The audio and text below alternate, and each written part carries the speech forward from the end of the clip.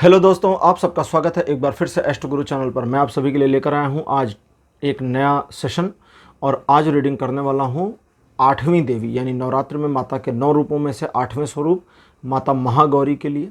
माता महागौरी का संदेश, उनका आशीर्वाद आपके लिए क्या है, इसी पर आज की पूरी टैरो रीडिंग बेस्ड है। आज की इस रीडिंग के लिए 2 पाइल्स को बनाया गया है। दोनों पाइल्स के जो सिंबॉलिक्स हैं आपकी स्क्रीन के ऊपर एक साथ दिखाए जा रहे हैं। सिंह पाइल नंबर 1 और वृषभ पाइल नंबर 2, ये दोनों ही माता महागौरी के वाहन हैं। सिंह भी उनका वाहन है और वृषभ भी उनका वाहन है। हालांकि सिंह और वृषभ आपस में शत्रु हैं, लेकिन दोनों ही उनके वाहन के रूप में प्रयुक्त होते हैं। उन्होंने दोनों को ही अपना वाहन बनाया है। ये दोनों वाहन आज आपके सामने उपस्थित हैं। दोनों में से जो अच्छा लगे उसे अपनी पाइल मान लीजिए और अकॉर्डिंगली आज की रीडिंग को देखिए, ये आपके साथ रेजोनेट करेगी। हर बार की तरह इस बार भी टाइम स्टैम्प्स को डिस्क्रिप्शन और कमेंट सेक्शन दोनों जगह पोस्ट कर दिया गया है। अपनी पाइल की रीडिंग पर डायरेक्टली पहुंचने के लिए टाइम स्टैम्प के ऊपर क्लिक कर दीजिए। वीडियो फास्ट फॉरवर्ड हो जाएगा और आप डायरेक्टली अपनी पाइल की रीडिंग पर पहुंच जाएंगे। जो लोग मुझसे आज पहली बार जुड़े हैं उन सभी का मैं एस्ट्रो गुरु चैनल पर बहुत बहुत स्वागत करता हूँ। आप सभी इस चैनल को सब्सक्राइब जरूर करिए, बेल आइकन को भी प्रेस करिए, क्योंकि जब आप बेल आइकन प्रेस करते हैं तो नए वीडियोज़ की नोटिफिकेशन आपके फ़ोन पर आनी शुरू हो जाती है। और मेरे रेगुलर व्यूवर्स और सब्सक्राइबर्स, आप सभी के सहयोग और प्यार के लिए बहुत बहुत आभार। आगे बढ़ने से पहले आप सभी को बता दूं कि मैं एक प्रोफेशनल एस्ट्रोलॉजर, एक प्रोफेशनल टैरो रीडर भी हूं। तो आपकी स्क्रीन पर ये नंबर जो आ रहा है, इसके ऊपर आप संपर्क कर सकते हैं अगर आपको अपने लिए एक पर्सनल टैरो रीडिंग सेशन चाहिए या आप अपनी कुंडली मुझे दिखाना चाहते हैं। ये व्हाट्सएप नंबर है, तो इस पर आपको कॉल नहीं करना है, इस पर मैसेज करिए। मैसेज के थ्रू सारी इन्फॉर्मेशन मेरी टीम मेंबर आपको प्रोवाइड करेगी और आपकी हेल्प करेगी मेरे साथ आपके सेशन को बुक करने में। तो चलिए आज की रीडिंग को शुरू करते हैं और आपकी पाइल में मिलते हैं।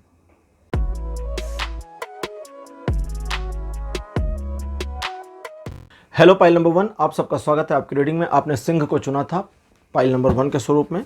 चलिए आज की रीडिंग शुरू करते हैं आपके लिए और देखते हैं कि आज माता महागौरी का आशीर्वाद आपके लिए क्या है। कार्ड नंबर 1 आपके लिए है 8 ऑफ पेंटिकल्स। सेकंड पोजीशन पर द सन। कार्ड नंबर 3 आपके लिए है नाइट ऑफ पेंटिकल्स।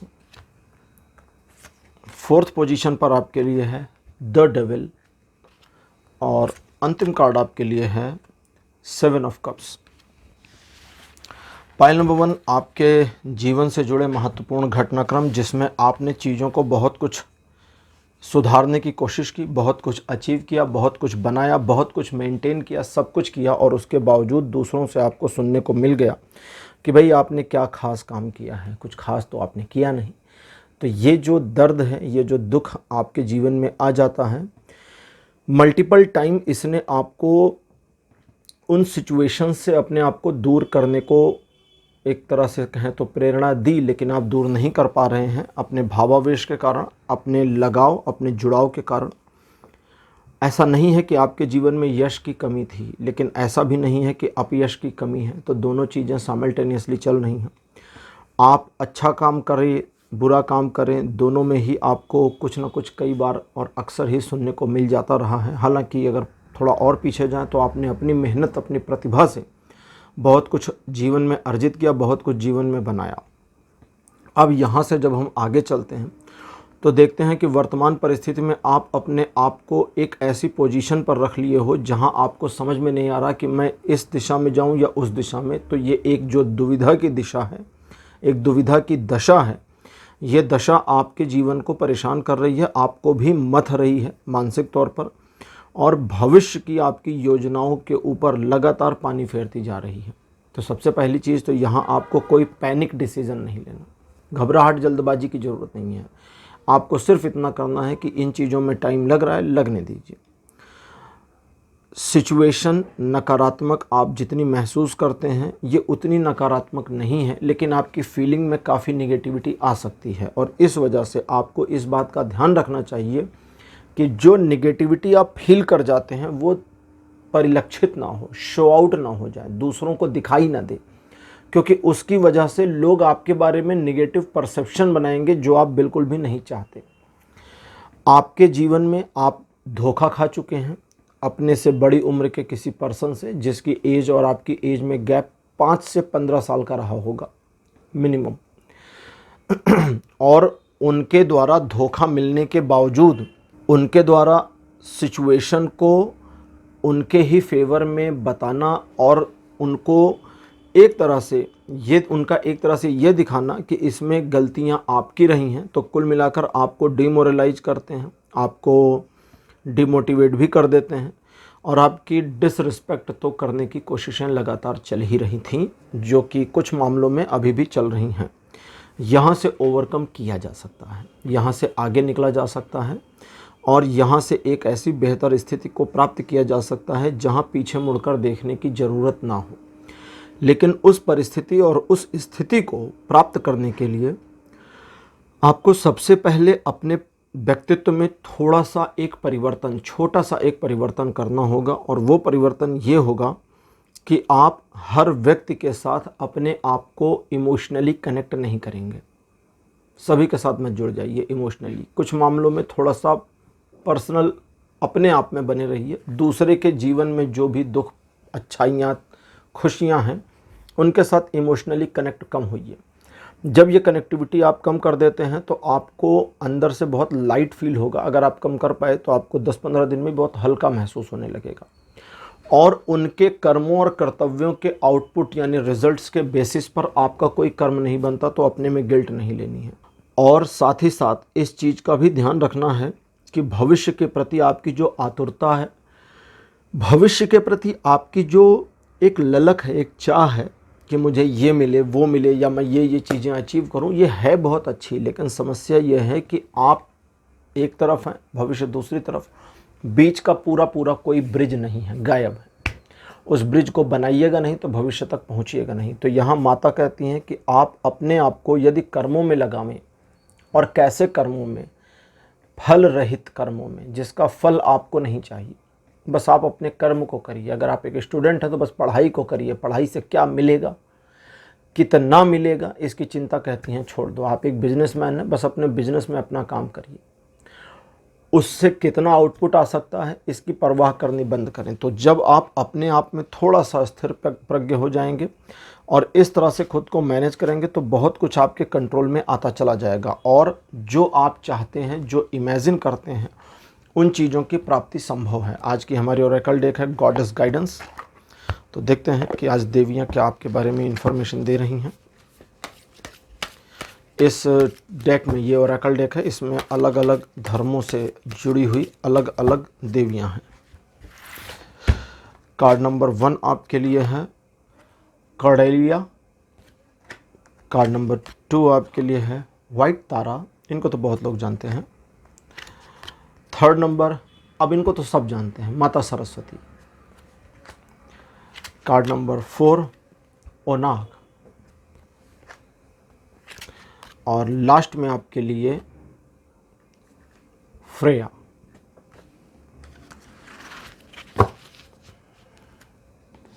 तो आपके लिए 5 कार्ड्स अपीयर हो चुके हैं। अब इस चीज़ को थोड़ा सा समझें कि आपके जीवन से जुड़े घटनाक्रम और मामलों में गलतियां आपकी क्या रही हैं, उनको सुधारेंगे कैसे और माता महागौरी आपके जीवन को बेहतर कैसे करेंगी। देखिए, माता महागौरी के बारे में कहा जाता है कि ये गौर वर्ण की हैं। अब वो कहानी में नहीं जाऊंगा, उसमें फिर बहुत समय लग जाएगा। सबसे पहले कॉर्डेलिया कहती हैं कि इस पूरे झमेले में जहाँ पर आप फंसे हुए जब रह जाते हैं या अपने आप को आगे नहीं निकाल पाते, अपने आप को आगे नहीं ले जा पाते, तो कॉर्डेलिया कहती हैं कि सिचुएशन को थोड़ा सा दूर से देखने की कोशिश करो। कभी कभी हम अपनी चीज़ों को सुलझाने के लिए इतना गहराई में अंदर ही इन्वॉल्व हो जाते हैं कि हम उसे बाहर से देखना भूल जाते हैं, बाहर से नहीं देख पाते। तो वो कहती हैं थोड़ा बाहर से देखो, थोड़ा दूर से, क्योंकि कहती हैं जब थोड़ा दूर से देखना आप शुरू कर दोगे तो सिचुएशन इस तरह से होगी, जो छूट रहा हो, जो मिसिंग हो रहा हो, उसे पकड़ा जा सकता है और गलतियां हैं, अगर कहीं पर बारीकियां हैं तो उन्हें ठीक किया जा सकता है। तो ये सारी चीज़ें हैं। लेकिन वाइट तारा कहती हैं कि जब सिचुएशन को थोड़ा दूर से देखो तो इंटरकनेक्टिविटी बनी रहनी चाहिए, आपका डिसकनेक्शन नहीं होना चाहिए। आप सेंसिटिव उतने ही होने चाहिए अपने काम के लिए जितने पहले थे, और सेंसिटिविटी के बेसिस पर ही सिचुएशंस आपके फेवर में मुड़ेंगी। अगर आप सेंसिटिव नहीं हैं तो सिचुएशन अलग हो जाएगी। और फिर सरस्वती कहती हैं कि इस पूरे मामले में जब एक तरीके से ये सिचुएशन मैनेज होनी शुरू हो जाए तो इस मैनेज्ड सिचुएशन को अपने फेवर में यूज़ करना है, सिर्फ अपने फेवर में। जब तक आप इसको अपने फेवर में यूज़ करने की मेंटालिटी नहीं लाएंगे और एक तरीके से मानकर चलेंगे कि दूसरे लोगों को भी इसमें अपना रोल प्ले आउट करना चाहिए, तो आपकी गलती है। आप ऐसा नहीं सोचें तो ज़्यादा बेहतर है। दूसरे लोग जुड़ें वो अलग बात है, आप ऐसा ना सोचें, किसी का वेट ना करें। और ये कहती हैं कि इस पूरे सिचुएशन में जहाँ पर आप अपने आप में स्वयं को ही अंडर एस्टिमेट करके फंस चुके हैं या उलझ गए हैं, वहाँ से आसानी से आप निकल सकते हैं अगर आप निकलना चाहें। और निकलने के लिए कहती हैं कि ज़रूरी बुद्धिमत्ता यानी रिक्वायर्ड इंटेलिजेंसशिप आपको दे दी गई है। तो आप पूरी बुद्धिमत्ता को एक्वायर किए हैं अपने जीवन में यहाँ से आगे बढ़ने के लिए। लेकिन अब उन सपनों का क्या जो आप देखते हैं लेकिन पूरे नहीं कर सकते, उसके बारे में ओनाक कहती हैं कि जो चाहिए वो पाने की कोशिश करो। यहाँ ओनाक के कार्ड्स के थ्रू, ओनाक के कार्ड के थ्रू, नॉट कार्ड्स, कार्ड के थ्रू माता महागौरी का भी संदेश है। वे कहती हैं कि जब तक प्रयास किया नहीं गया है तभी तक देर हुई है। एक बार जब प्रयास किया जाता है तो पहली तो देरी ख़त्म हो जाती है। और फिर कहती हैं कि जब वो देरी ख़त्म हो जाती है तो बचता है आगे आने वाला परिणाम। लेकिन परिणाम तुम्हारे पक्ष में है या विपक्ष में है, तुम इसकी परवाह किए बिना यदि करते हो काम तो मिलती है सफलता, जिसका नहीं है परिमाण। परिमाण मतलब जिसकी लेंथ को नापा नहीं जा सकता। तो वे कहती हैं कि आप बस अपने काम को करें, आगे बढ़ें और आपकी सफलता अनंत हो सकती है, बहुत बड़ी, बहुत विशाल भी हो सकती है। लेकिन आगे फ्रेया कहती हैं और बहुत ही बोल्ड तरीके से कहती हैं कि लेकिन इतनी क्षमता है किसमें जो इस चीज़ को अंगीकार कर सके, एक्सेप्ट कर सके। तो यहाँ वे प्रश्न उठाते हुए लेकिन चाहती हैं कि आप अपने आप में, अपने व्यक्तित्व में एक बोल्डनेस लाएं, एक अक्खड़पन लेकर के आ जाएं, क्योंकि उसी के जरिए आपके जीवन में चीज़ें बेहतर होंगी। जबकि माता महागौरी का जो संदेश है उसके अकॉर्डिंग आप अपने मस्तिष्क में होने वाले छोटे छोटे परिवर्तनों के साक्षी बने, अपने रुझान को थोड़ा सा ट्रैक आउट करें और देखें कि क्या ये रुझान देवी के किसी स्वरूप की ओर मुड़ रहा है। अगर मुड़ रहा है तो वेल एंड गुड, और अगर नहीं मुड़ रहा है तो भी वे कहती हैं कि आपके मन में जो मेरी छवि है, यानी उनके शब्दों में कहूँ तो कहती हैं कि तुम्हारे मन में जो मेरी छवि है उस छवि के साथ एकाकार रखो, बस जुड़े रहो, और वो जुड़ाव ही चीज़ों को अलग ढंग से मोड़ देगा और तुम्हारे जीवन को कर देगा बेहतर। और ये सारी चीज़ें जो आपको डिफ़िकल्ट लगती हों उसके बारे में ओनाक कहती कि ये तो बहुत आसान है। ये आसान ना होता तुम्हारे लिए तो तुम्हें ये दिया ना गया होता। उनका मतलब है कि ये किसी दूसरे के लिए मुश्किल काम हो सकता है लेकिन आपके लिए मुश्किल नहीं है, क्योंकि ये आप ही का काम है और आपको करना है, और इस चीज़ को करिए। यहाँ जैसा कि हम बात कर रहे थे कि आपके अपमान की भी और आपके मान की भी, तो उस पूरे मामले में व्हाइट तारा और फ्रेया कहती हैं कि मान और अपमान से उठ जाओ ऊपर और जीवन पथ पर आगे बढ़ो, लेकिन इस बात का ध्यान रहे कि दूसरे लोग आपको हानि ना पहुंचाएं। यानी कि कुछ ऐसी चीज़ें, ऐसी सिचुएशंस आपके जीवन में आ सकती जहां अलग अलग प्रकार के लोग अलग अलग प्रकार की सिचुएशंस में आपको परेशान कर सकते हैं। तो अपने आप को इसके लिए प्रिपरेशन करना है और अपने आप को प्रिपेयर करके रखना भी है। और उसी के साथ में जब आप अपने आप को प्रिपेयर करेंगे तो आपके जो अपने जीवन से जुड़े हुए, वर्तमान छोटे जीवन से जुड़े हुए छोटे मोटे बंधन हैं वो अपने आप खुल या सुलझ जाएंगे और आप बेहतर चीज़ों को मैनेज करने की पोजीशन में होंगे। आपको भी पता है कि ये सपने आपके लिए सपने क्यों हैं। सपने इसलिए हैं क्योंकि इन चीज़ों को अभी तक आप हासिल नहीं कर सके हैं या नहीं कर सकते हैं, और ये आप जानते हैं, और इसीलिए ये सपने हैं। इसमें से 4 चीज़ें आपको मिल जाएं तो ये सपना टूट जाएगा, क्योंकि दिमाग कहेगा कि अब बाकी की 6 चीज़ें भी मिल ही सकती हैं। तो इसलिए अपने आप को एक स्पेशल ट्रीटमेंट फील दे करके लाइफ में आगे बढ़ें, सफलता अर्जित करें। पाइल नंबर 1 आपकी रीडिंग यहीं पर कंप्लीट होती है। आज की रीडिंग आपको कैसी लगी, अपने एक्सपीरियंस, अपने अनुभव कमेंट सेक्शन में जरूर लिखिए। इस वीडियो को लाइक करिए, शेयर करिए और चैनल को सब्सक्राइब करना मत भूलिएगा। अगले वीडियो में आपसे फिर मिलूंगा। Bye bye.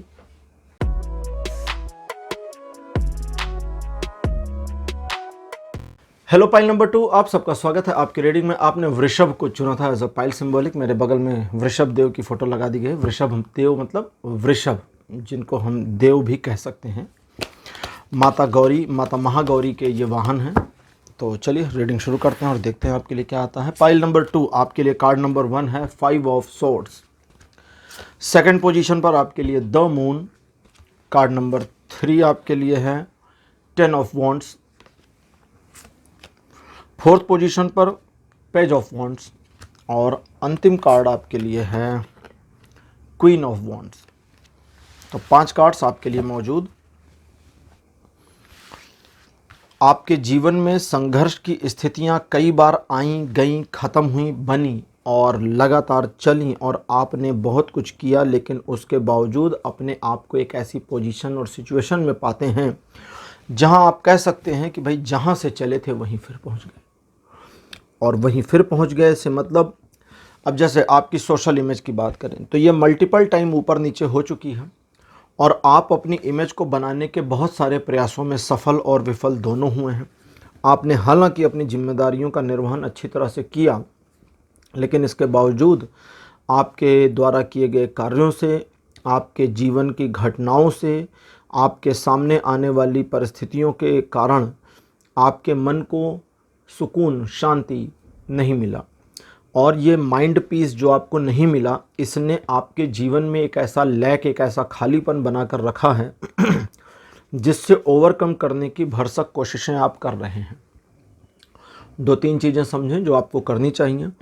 सबसे पहला, हर एक चीज़ में अपने आप को फंसाते चले जाएं, ऐसा ना करें। हर चीज़ आप नहीं कर सकते ना तो कुछ चीज़ों से अपने आप को दूर करें, कुछ रिस्पॉन्सिबिलिटीज से अपने आप को पीछे हटाएं। हर चीज़ को मैनेज करना आपकी ड्यूटी और रिस्पॉन्सिबिलिटी नहीं है। इसके अलावा जो आपके अंदर एक ललक दिखती है कि आप कुछ करना चाहते हैं, हासिल करना चाहते हैं, जीवन में एक ऐसी सक्सेस चाहते हैं जिसको लेकर के, जिसके बारे में आप अश्योर्ड हो जाएं कि हाँ आपने कुछ हासिल किया, ये अश्योरिटी आ जाएगी। इसे लाने और पाने की कोशिश ना करें। बस आप जो काम करना चाहते हैं, कर रहे हैं, उसमें कंटिन्यूएशन बनाए रखें। भविष्य के प्रति आपकी योजनाएं, या इसको उल्टा कह गया, सीधा करते हैं, भविष्य के प्रति योजनाएं आपके मस्तिष्क में जो आती हैं वो माता महागौरी के आशीर्वाद के स्वरूप में ही आती हैं। वे ही आपके मोटिवेशन को, आपके करेज को बनाकर संभाल कर रखती हैं। जैसे अगर हम थोड़ा पीछे जाएं तो चलो 5 साल पीछे का देख लें। 5 साल पहले आपके जीवन में एक ऐसी सिचुएशन आई थी जहां पर आपका डिस्करेजमेंट इतना ज़्यादा था कि जीवन से लगभग हार मान गए थे। मन मस्तिष्क दोनों ही बहुत ज़्यादा एंजाइटीफुल हो गए थे, डिस्टर्बेंस आ गई थी और उस डिस्टर्बेंस से कैसे बाहर निकलेंगे इसका आइडिया, इसका रास्ता मिल नहीं रहा था। लेकिन फिर भी आपने ध्यान दिया। अगर आप ध्यान दें तो आप देखेंगे कि वो सारी चीज़ें होने के बावजूद एक ऐसी सिचुएशन आपके ब्रेन में बनी हुई थी जहां आपको लगता था कि इससे ओवरकम करके पुनः सक्सेस की ओर बढ़ा जा सकता है। वो मोटिवेशन आपको जो मिल रहा था अनायास ही, वो माता की कृपा के द्वारा ही मिल रहा था। उनकी जो फेमिनिन एनर्जी है उसी से ये चल रहा था और ये चीज़ आपके जीवन में लगातार कनेक्टेड है और आप इसे अपने जीवन में समय समय पर देख सकते हैं। जब आपके मान सम्मान में कमियां आने लगती हैं तो कुछ ऐसा ज़रूर हो जाता है कि चीज़ें फिर वापस रिवाइव हो जाती हैं और आपके मान सम्मान में वृद्धि होती है। लेकिन इस बार जो आप चाहते हैं वो मिल जाएगा। आपको बस उसे पाने की कोशिश छोड़नी होगी और अपने कर्म पर ध्यान देना होगा। अब लेते हैं आज के ओरेकल डेक जो है गॉडेस गाइडेंस और देखते हैं कि माता महागौरी का संदेश आपके लिए क्या है, क्योंकि संदेश क्या है वो इसी से आएगा। ठीक है, इसी में संदेश के बारे में जानकारी मिलेगी।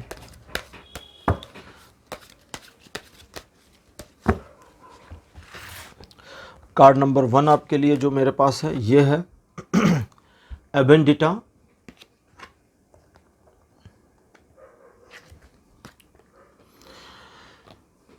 कुआन यिन, व्हाइट तारा, माता सरस्वती, और अंतिम कार्ड आपके लिए है यमेन्या।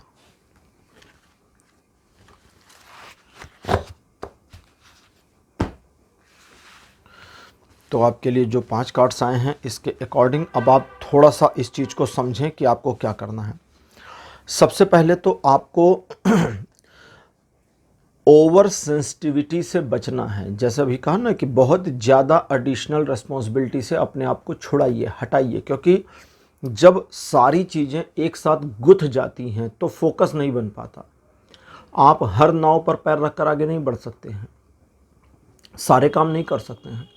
तो ओवर सेंसिटिविटी से अपने आप को हटाइए और अपने जीवन को थोड़ा सा गौरवान्वित बनाने की कोशिश करिए। आपने अगर पढ़ा हो या सुना हो या कभी देखा होगा तो लक्ष्मी माता की स्तुति के दौरान कहते हैं कि हे माता हमें धन और वैभव दीजिए। आप अपने आस पड़ोस में ऐसे लोगों को देख सकते हैं जिनको धन दिया है लेकिन वैभव नहीं दिया है। ऐसे भी लोग हैं जिनको वैभव दिया है, धन नहीं दिया। ये कॉम्बिनेशन थोड़ा विरला होता है कि धन और वैभव दोनों प्रचुर मात्रा में हो। कैसे सेग्रीगेट करेंगे समझिए। कुछ लोग हैं पैसा बहुत है, लेकिन आप कहेंगे बताओ यार ये ऐसे बुद्धू, ऐसे बेवकूफ़ लोग हैं यार, इतना पैसा इनके पास है, इनको तो यूज़ करना ही नहीं आता।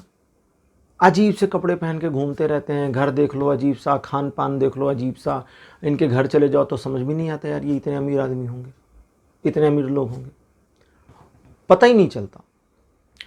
उल्टे ऐसे लोग भी हैं जिनकी इनकम कम है, आपको बिल्कुल पता है, लेकिन उनसे मिलिए जुलिए, उनसे बात करिए, उनके घर चले जाइए, उनके साथ थोड़ी देर बैठिए तो आपको लगता है कि अरे भाई कितनी बढ़िया तरीके से ये जीवन जी रहे हैं, इसका लिविंग स्टैंडर्ड तो हमसे भी हाई चल रहा है।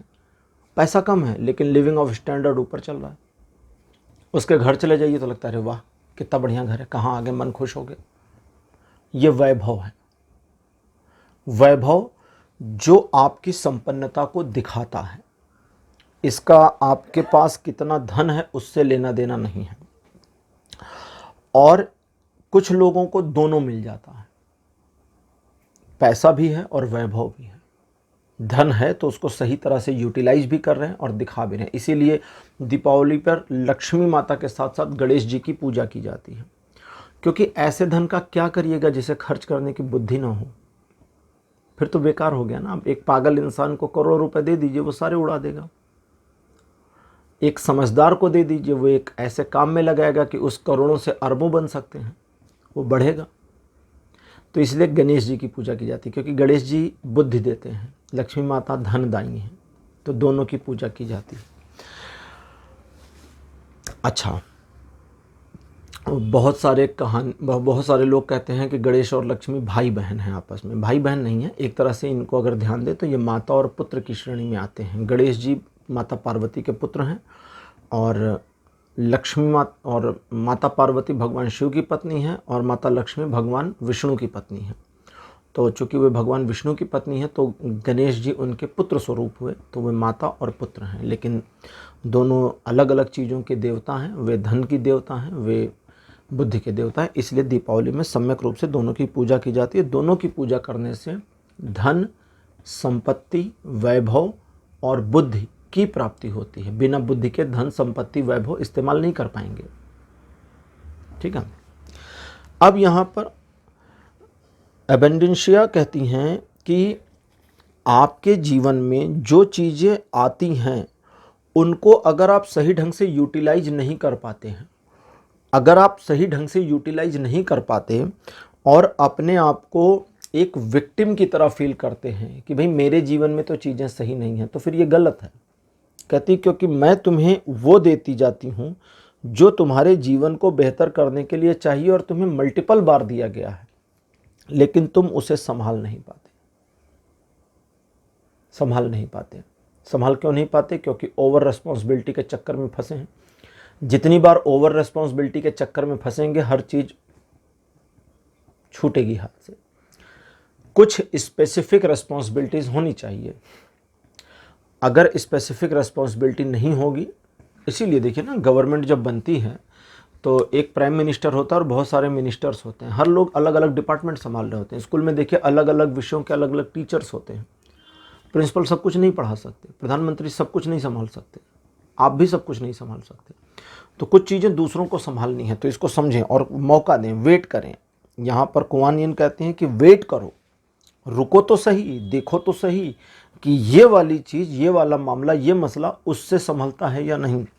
और जब तक आप ओवर सेंसिटिविटी से नहीं छूटेंगे तब तक सामने वाले को संभालने नहीं देंगे। अक्सर ये गलती माता पिता भी कर जाते हैं। जब उनके बच्चे या बच्चियां बड़े हो रहे होते हैं, उनको भी एडिशनल रिस्पॉन्सिबिलिटी देने की ज़रूरत है। ये घर में अक्सर होता है। घर में कोई कहे कि भाई लड़का है, घर में घूम रहा है, और 4 बर्तन ज़रा सा धुल दो, कहते नहीं नहीं कोई बात नहीं, हम धुल देंगे। करने दीजिए ना उसको, तभी तो सीखेगा, तभी तो सीखेगा ना। बिटिया है तो कहते नहीं बेटी को हम बाइक नहीं सिखाएंगे। सिखाइए ना, जब वो बाइक चलाएगी उसको स्कूटी ही सिखाएंगे। अरे बाइक भी सिखा दीजिए ना बिटिया को।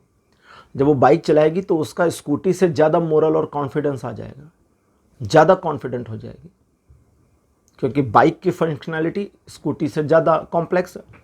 तो कहने का मतलब उनके ऊपर थोड़ा और बोझ डालिए, दूसरों के ऊपर, चाहे वो आपके ऑफिस कलीग हैं, चाहे जो हैं। अब यहाँ पर आगे आपके लिए है कि अगर आप सिचुएशन को एक रिदम के साथ में मैनेज नहीं करते हैं तो आप कुछ भी कर नहीं पाएंगे। क्योंकि अगर आप अपने पास्ट को देखें तो उठापटक बहुत ज़्यादा है। ये जो उठापटक आपके जीवन में पास्ट में चल रही थी, जिसने आपको कई बार मोटिवेट किया, डिमोटिवेट किया, पददलित किया। पददलित मतलब गिरा दिया एकदम से, आपके इमेज, आपकी वैल्यू को भी गिराया। आपने बार बार उठाने की कोशिश करी और सफल हुए, क्योंकि आप हार नहीं मान रहे, देवी का आशीर्वाद लगातार आपके साथ है। तो सरस्वती कहती हैं कि इसमें रिदम की मिसिंग हो गई है, एक लयबद्धता नहीं आ रही। अब ये लयबद्धता लाने, ये लयबद्धता प्राप्त करने के लिए आप सीधे सीधे यहाँ पर जो मैसेज है वो समझें। ये कोई ऐसा मैसेज नहीं है कि आप में कोई योग्यता है या आपको महागौरी जगाना चाहती हैं या वे याद दिलाना चाहती नहीं। वे कहती हैं यहाँ से आगे चलो, मैं तुम्हारे साथ हूँ, और यहाँ से अगले 1 साल तक का जो समय है मैं तुम्हें गोल्डन अपॉर्चुनिटी के रूप में देती हूँ, लेकिन तुम इस्तेमाल कर ले जाओ। गोल्डन अपॉर्चुनिटी, लेकिन इस्तेमाल कर ले जाओ। नहीं इस्तेमाल कर पाए तो फिर, तो इसके लिए ही आपको अपने आप को अपने साथ कंपैशनेट करना होगा। आप अक्सर दूसरों के साथ कंपैशनेट, करुणावान होने की कोशिश करते हैं। ये मत करिए, पहले अपने ऊपर करुणा करिए, अपने आप को विक्टिमाइज मत करिए, अपने आप में गिल्ट मत लेकर आइए, अपने ऊपर कॉन्फिडेंस लाइए। जब अपने ऊपर कॉन्फिडेंस लाएंगे तभी आप अपनी चीज़ों को बेहतर तरीके से मैनेज कर पाएंगे। जब आप अपनी चीज़ों को बेहतर तरीके से मैनेज करना सीख जाएंगे, तब कहाँ पर सेंसिटिव होना है और कहाँ पर नहीं होना है के अंतर को समझ पाएंगे। और उस अंतर को समझने के साथ ही आपके जीवन की लय एक रिदम में आ जाएगी। आपके जीवन का जो एक तरह से कहें तो पैटर्न है, पूरा एक रिदम, एक लय बन जाएगी। और जैसे ही ये रिदम क्रिएट हो जाता है, क्योंकि ये इतना तो आपको करना पड़ेगा ना, तो महागौरी कहती हैं फिर मैं अपॉर्चुनिटीज़ के द्वार खोलती हूँ।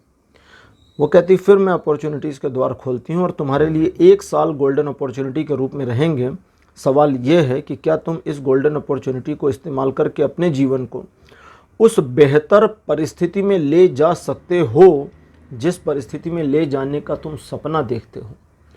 आप कुछ प्लान करते हैं, कभी कभी रात को सोते समय बेड पर लेटकर सोचते हैं कि मुझे फला पोजीशन तक अचीव करना है अपने जीवन में, और सुबह उठते हैं तो देखते हैं कि इस आपाधापी में, इस भागा भागी में वो टच करना थोड़ा सा इम्पॉसिबल सा है, मुश्किल सा है।